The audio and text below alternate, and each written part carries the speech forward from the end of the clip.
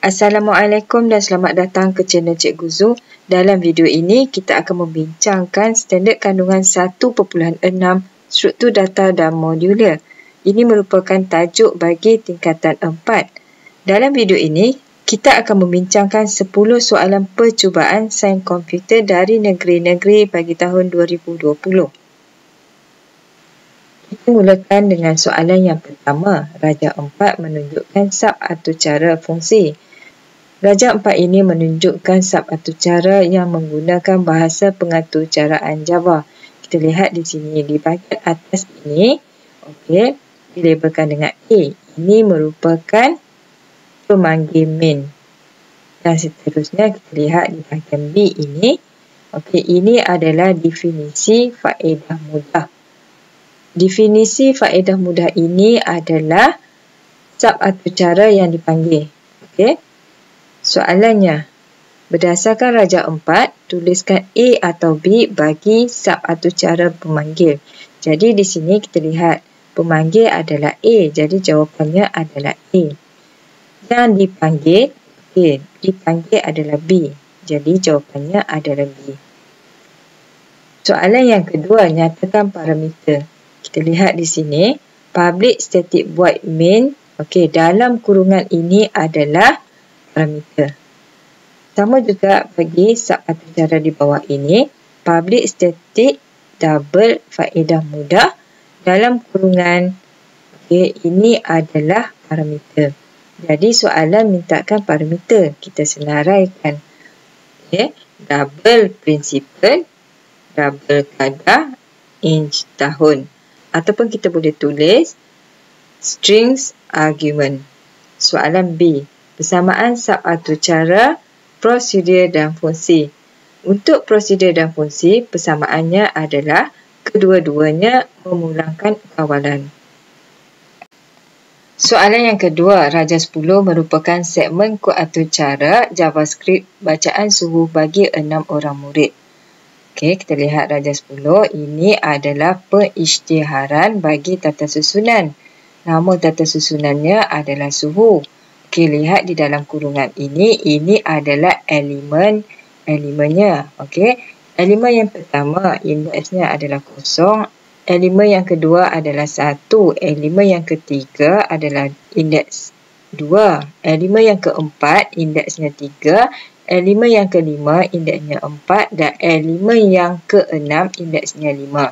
Okey, baris yang kedua, ini adalah untuk paparan output. Okey, kita lihat di sini. Document.write suhu 3. Okey, 3 ini merujuk kepada indeks. Okey, jadi kita lihat balik di atas ini. Bagi elemen yang keempat ini, indeksnya adalah 3. Jadi jawapannya adalah 38.5. Okey, soalannya, berdasarkan Raja 10, nyatakan output yang terhasil. Okey, output yang terhasil adalah 38.5. Okey, kita ambil indeks yang ketiga ini. Okey, soalan B, tuliskan pernyataan JavaScript untuk mencetak elemen 37.6. Okey, kita lihat di sini. 37.6 adalah elemen yang ke-6. Okey, indeksnya adalah 5. Jadi, kita boleh tulis document.write suhu dalam kurungan elemen yang ke-6 ini adalah indeks 5. Soalan yang ketiga, Raja 5 menunjukkan kod atau cara dengan menggunakan tata susunan. Okey, kita lihat di sini, ini adalah bahasa pengaturcaraan Java. Kelas tata susunan, public static void main string argument. Okey, string square bracket bulan. Sama dengan dalam kurungan ini. Okey, Januari, Februari, Mac, April, Mei, Jun. Okey, dan tutup kurungan. Okey, dalam kurungan ini sebenarnya adalah elemen. Saiz bagi tata susunan ini adalah 6.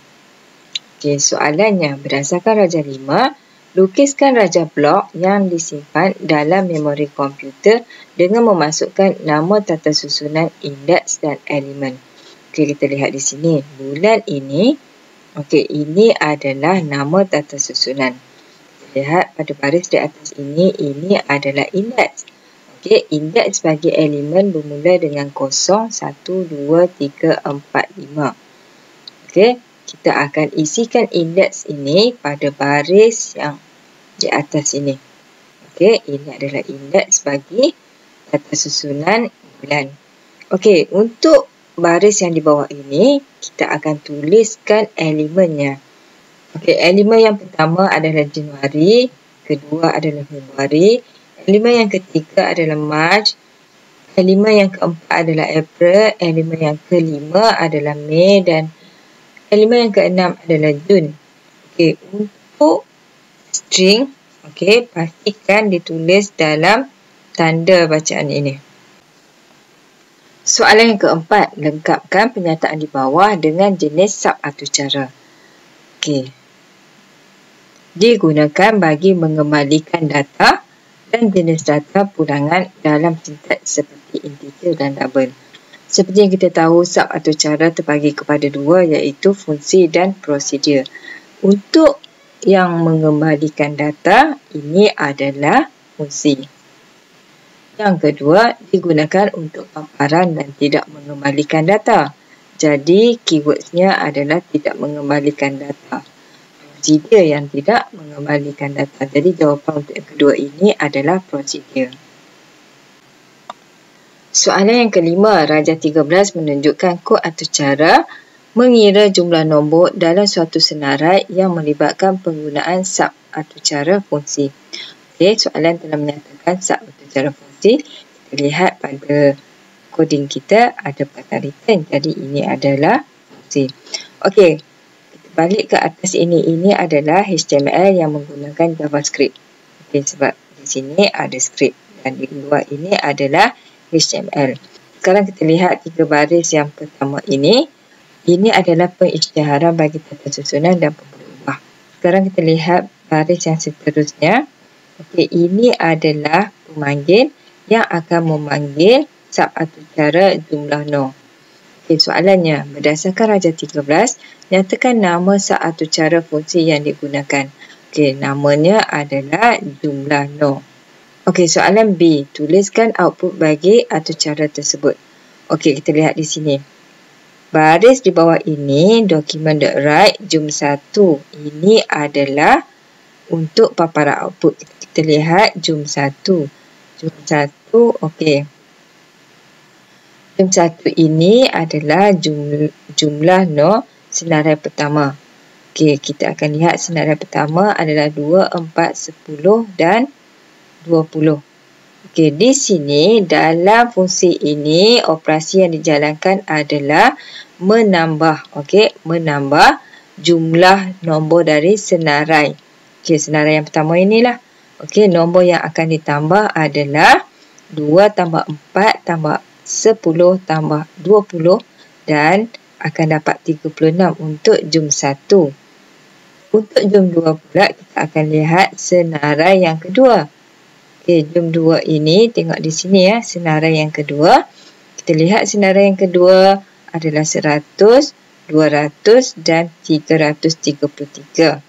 Okey, jum 2 ini akan panggil fungsi di bawah ini.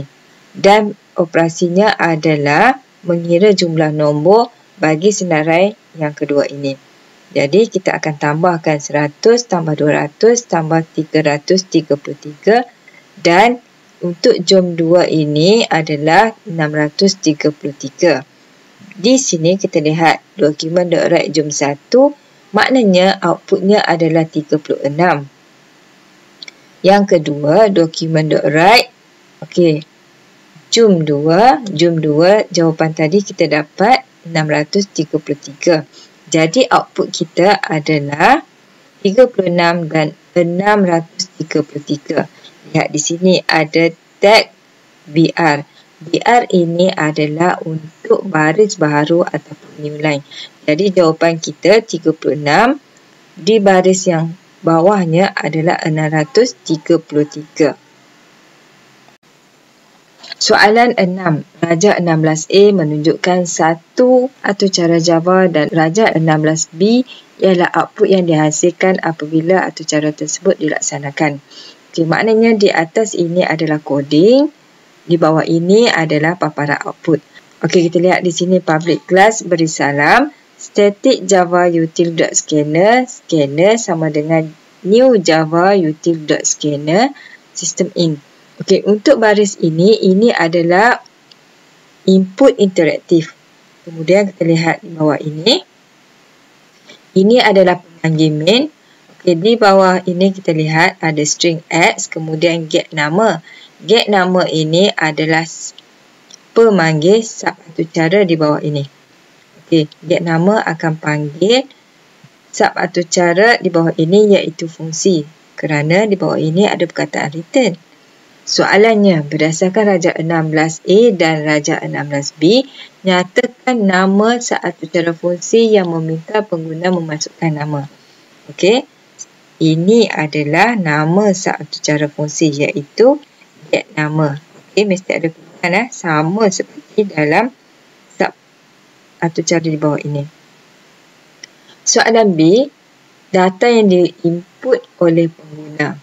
Okey, disebabkan ini gunakan input interaktif. Okey, kita lihat di bawah ini. Masukkan nama. Okey, perkataan Lilian ataupun nama Lilian ini adalah input dari pengguna. Jadi data yang diinput oleh pengguna adalah Lilian. Soalan C, nombor baris bagi penyataan atau cara yang mengembalikan nilai input. Okey, seperti kita telah pelajari sebelum ini. Sub atau cara yang mengembalikan nilai input adalah fungsi. Okey, untuk fungsi ada perkataan return di bawah sub atau cara. Soalan C minta baris. Jadi kita lihat di sini barisnya okey di sini adalah 12. Soalan D, nama sub atau cara yang memaparkan output akhir. Okey, kita lihat di sini baris ketujuh ini adalah baris yang akan memaparkan output. Okey, jadi nama satu caranya adalah panggil main. Okey. Soalan 7. Raja 5 menunjukkan kod atau cara bagi mengira purata markah kuis. Okey, Raja 5 menunjukkan kod atau cara Java. Okey, soalan A. Tuliskan nombor baris kod atau cara yang menunjukkan penggunaan fungsi dan prosedur. Okey, kita lihat di sini. Baris yang pertama ini adalah untuk public class kira purata. Kemudian kita ada public static void main string argument. Kemudian kita ada double purata. Okey, di sini kita lihat ada markah. Markah ini adalah satu cara yang dipanggil dari bawah ini.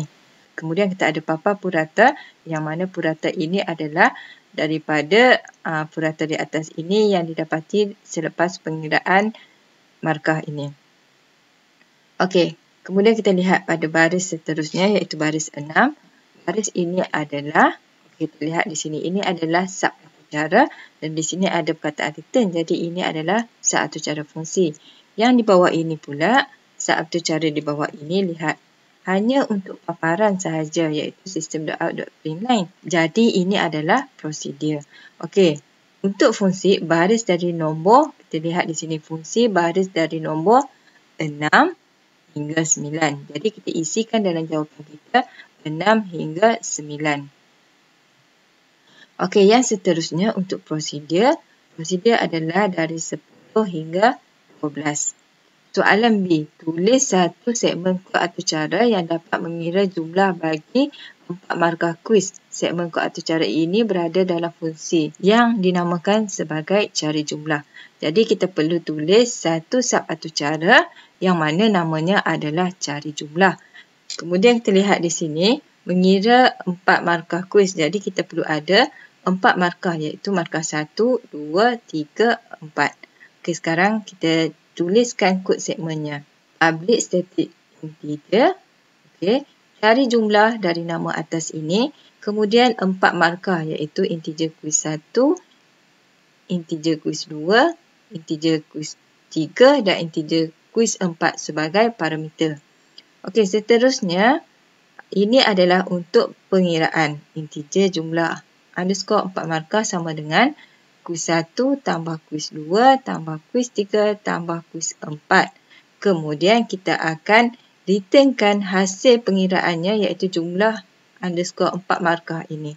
Jadi kita tulis perkataan return di hadapannya. Ini adalah jawapan bagi soalan B. Soalan 8. Rajah 2 adalah sebahagian daripada segmen kod atau cara. Lihat di sini, sub atau cara adalah 2 Celsius. Parameternya adalah Fahrenheit. Sini adalah boleh ubah. Namanya adalah Celsius. Okey. Kemudian di baris seterusnya adalah perkiraan daripada Fahrenheit to Celsius. Jadi formulanya adalah Celsius sama dengan 5/9 darab Fahrenheit tolak 32.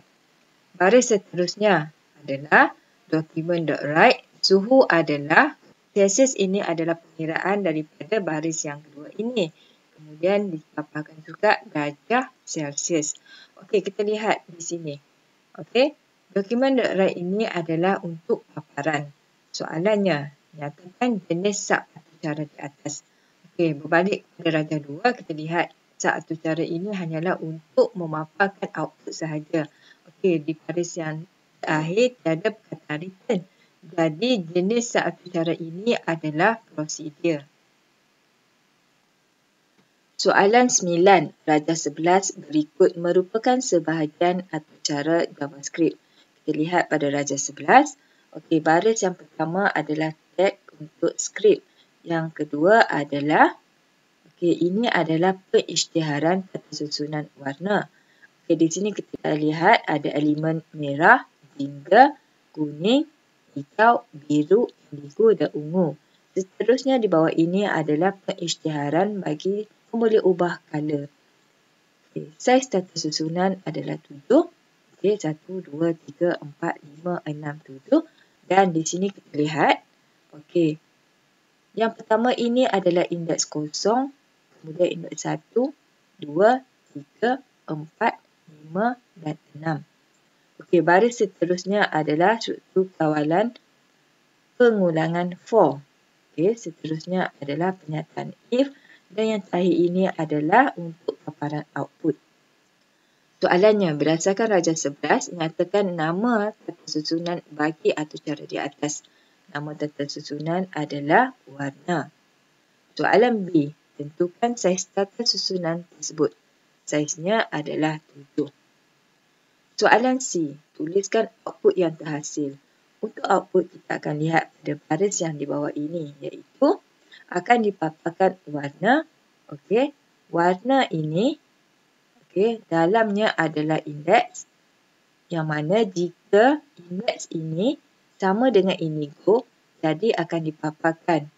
Warna tersebut ialah warna pelangi. Sekarang kita lihat bagaimana untuk dapatkan output.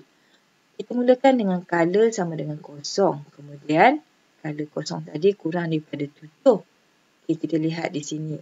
Untuk perbandingan dalam pernyataan if, warna, kemudian indeks 0 sama dengan indigo. Kita semak di sini, adakah warna dengan indeks 0 adalah indigo? Ini adalah merah. Jadi pernyataan ini adalah palsu. Sebab warna dengan indeks 0 adalah warna merah. Kemudian kita lihat color tambah-tambah. Jadi kita akan tambahkan color dengan 1. Apabila color sama dengan 1 kurang daripada 7, kemudian kita semak. If warna dengan indeks 1 sama dengan indigo. Sini warnanya adalah jingga, jadi palsu. Okey, kemudian kita tambahkan color tadi dengan 1 dan akan jadi 2. Apabila color sama dengan 2 dan 2 kurang daripada 7, betul. Kemudian kita semak, if warna dengan indeks 2 sama dengan indigo, indeks 2 adalah kuning, jadi palsu. Okey, kemudian kita tambahkan color akan jadi 3. Apabila color sama dengan 3 kurang daripada 7, betul. Kemudian kita bandingkan.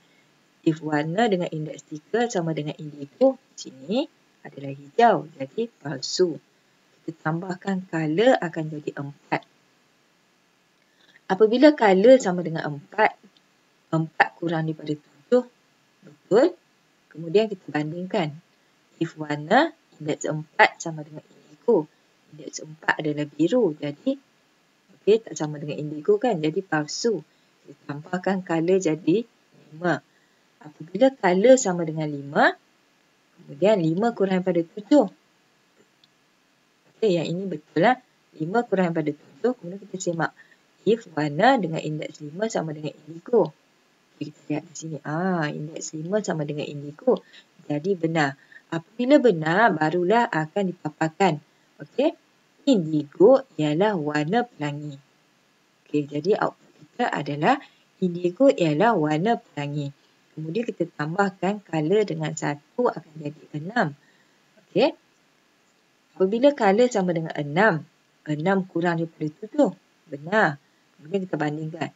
Warna indeks 6 sama dengan indigo. Warnanya adalah ungu. Jadi palsu. Sebab warnanya adalah ungu. Sekarang kita tambahkan 6 kepada 1 jadi 7. Kemudian apabila color sama dengan 7, 7 kurang daripada 7. Palsu. Jadi kita akan keluar daripada gelung 4 ini. Jadi jawapan untuk output adalah indigo ialah warna pelangi. Sekarang kita lihat soalan yang ke-10, iaitu soalan yang terakhir. Rajah 12 berikut merupakan sebahagian atas cara JavaScript. Kita lihat pada rajah 12. Baris yang kedua, ketiga dan yang keempat ini adalah pengisytiharan tata susunan number. Dan di bawah ini adalah pengisytiharan bagi pemula ubah total dan juga I. I ini adalah pembilang. Saiz tata susunan ini adalah 7. 1, 2, 3, 4, 5, 6, 7.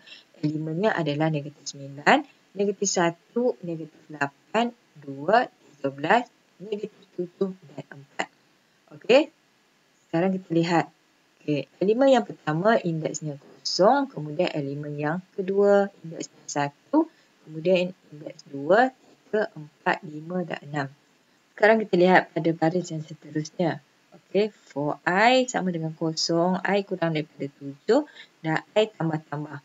Ini adalah pengiraan untuk jumlahkan semua elemen bagi tata susunan number. Dan baris yang terakhir ini adalah untuk paparan output. Soalan, berdasarkan rajah 12, nyatakan nama tata susunan bagi atas cara di atas. Namanya adalah number. Soalan B, tentukan saiz tata susunan tersebut. Saiznya adalah 7. Soalan C, tuliskan output yang terhasil. Di sini paparan outputnya. Document.write dan di sini kita lihat total. Jadi yang akan dipaparkan adalah jumlah bagi elemen-elemen number. Sekarang kita lihat bagaimana untuk dapatkan outputnya. Kita mulakan dengan I sama dengan 0. Kemudian 0 kurang daripada 7. Kemudian kita lihat di sini. Total. Totalnya adalah 0. Kemudian tambah dengan number dalam square bracket ini. I ini kita gantikan dengan 0 sebagai indeks yang pertama. Jadi 0 tambah negatif 9, maka akan jadi negatif 9. Kemudian lihat di sini kita akan tambahkan 1. I akan jadi 1. Macam mana dapat 1? I tadi adalah 0. Tambah dengan 1, kita akan dapat 1. Kemudian apabila I sama dengan 1, 1 kurang daripada 7, kemudian kita tambahkan. Negatif 9 tadi, kita akan tambahkan dengan elemen yang kedua. Elemen yang kedua sini adalah 1. Jadi indeksnya 1 adalah elemen yang kedua. Jadi kita akan tambahkan negatif 9 tambah negatif 1. Kita akan dapat total sama dengan negatif 10. Kemudian I ini kita tambahkan dengan 1 akan jadi 2. Apabila I sama dengan 2, 2 kurang daripada 7. Benar. Jadi totalnya negatif 10 tadi kita tambahkan dengan elemen yang ketiga. Iaitu negatif 8. Jadi total yang baru adalah negatif 18. Kemudian kita tambahkan I dengan 1 akan jadi I sama dengan 3. Apabila I sama dengan 3, 3 kurang daripada 7. Benar. Jadi total tadi negatif 18 kita tambahkan dengan elemen yang keempat.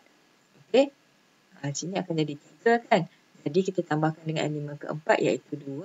Negatif 18 tambah 2 akan jadi negatif 16. Dan I pula kita akan tambah dengan 1. Jadi I akan jadi 4. Apabila I sama dengan 4, kurang daripada 7. Benar. Jadi total sama dengan negatif 16 tadi. Kita tambahkan dengan elemen ini. Elemen yang kelima. Jadi negatif 16 tambah 13 sama dengan negatif 3.